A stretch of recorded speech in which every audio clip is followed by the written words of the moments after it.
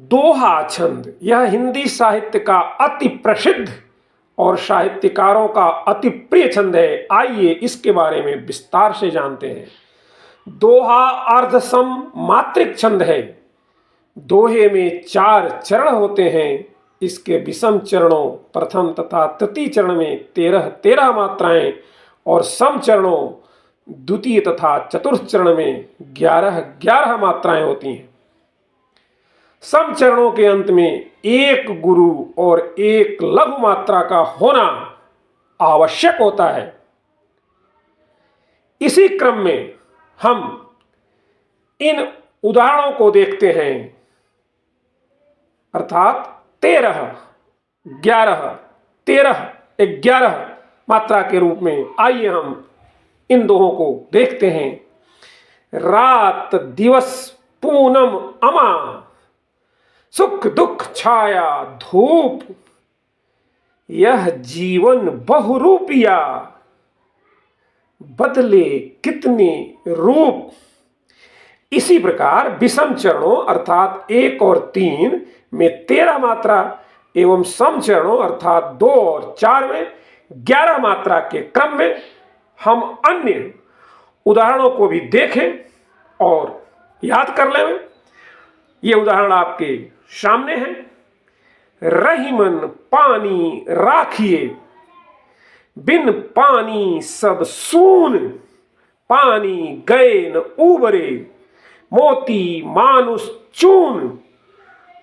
अगला उदाहरण, पवन तनय संकट हरन, मंगल मूर्ति रूप, राम लखन सीता सहित, हृदय बसहु सुरभूप।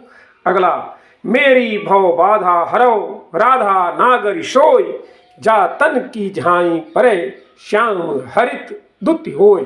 अगला देखते हैं, कागा काको धन हरे, कोयल काको देय, मीठे बचन सुनाए कर, जग अपनो कर ले। और देखते हैं, बतरस लालच लाल की, मुरली धरी लुकाए, सौह करें भौहन हंसे, दैन कहें नटी जाए। हर विद्यार्थी और प्रतियोगी दोहों के बारे में निम्न बातों को हमेशा ध्यान रखे। पहली बात, दोहे के सम अर्थात दूसरे एवं चौथे चरणों के अंतिम शब्द का अंत दीर्घ मात्रा से नहीं होता, अर्थात हर दोहे की पंक्ति के अंत में लघु पदांत होता है। दूसरी बात, दोहे के अंत में 3 ही गण इस्तेमाल होते हैं, तगण जगण या नगण, क्योंकि इन्हीं गणों के अंत में लघु अर्थात 1 मात्रा होते हैं। शेष गणों के अंत में गुरु या दीर्घ अर्थात 2 मात्रा होने के कारण दूसरे व चौथे चरण के अंत में प्रयोग नहीं होते हैं।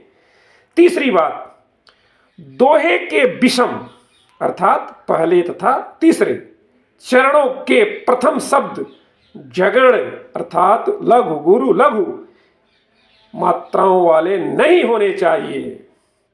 लेकिन यदि देवता का नाम या वंदना की स्थिति हो तो जगण हो सकता है, जैसे गणेश। चौथी बात, दोहे के विषम चरणों के अंत में सगण लघु लघु गुरु, रगण गुरु लघु गुरु या नगण लघु लघु लघु आना चाहिए।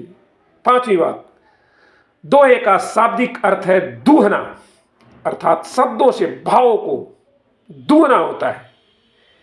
छठी बात, दोहा 4 चरणों वाला अर्ध सम मात्रिक छंद है। सातवीं बात, दोहा लोक साहित्य का सबसे सरलतम और लोकप्रिय छंद है, जिसे साहित्य में यश मिला है। आठवीं बात, वर्ण विषय की दृष्टि से दोहे का संसार बहुत विस्तृत है। यह यद्यपि नीति, अध्यात्म, प्रेम, लोक व्यवहार, युगबोध सभी अस्फुट विषयों के साथ साथ कथात्मक अभिव्यक्ति भी देता है। तथापि मुक्त काव्य के रूप में ही यह अधिक प्रचलित और प्रसिद्ध है। नवीं बात, अपने छोटे से कलेवर में यह बड़ी से बड़ी बात न केवल समेटता है बल्कि उसमें कुछ नीतिगत तत्व भी भरता है। तभी तो इसे गागर में सागर भरने वाला बताया गया है। 10वीं और अंतिम बात, संस्कृत में जो लोकप्रियता अनुष्टुप छंद को है वही लोकप्रियता हिंदी में दोहा छंद को है।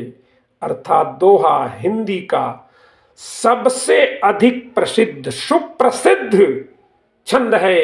आशा है आपको समझ में आ गया होगा। आप लोगों को धन्यवाद।